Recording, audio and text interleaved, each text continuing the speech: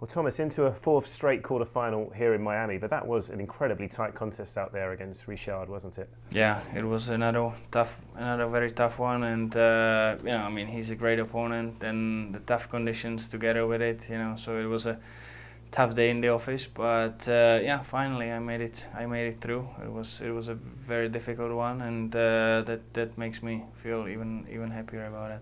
You've got a very close head-to-head record, and they always seem to be really, really close contests. I mean, what is it about your respective games, do you think, that always makes them so competitive?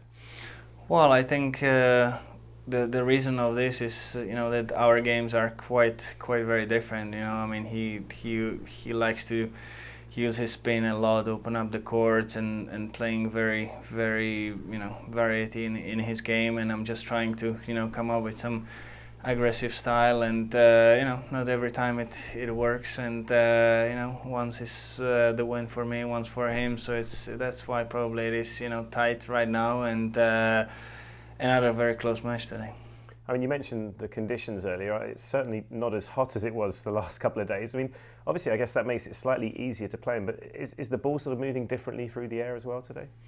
Well, I think the beginning of the match was quite similar to the days before. It was still straight sun, quite a lot of humidity, and in the end, yes, I mean, some clouds came, and it gets, I don't want to say cooler, but yes, at least for the standards, it was better. But so far the conditions are tough, but it's same for both of us on the court, and I mean, with the way the ball it's flying, it's quite good, because it's good with the control. So it's not like desert tennis, when the ball's flying all over, and it's very difficult to control. So here is much easier to deal with the conditions.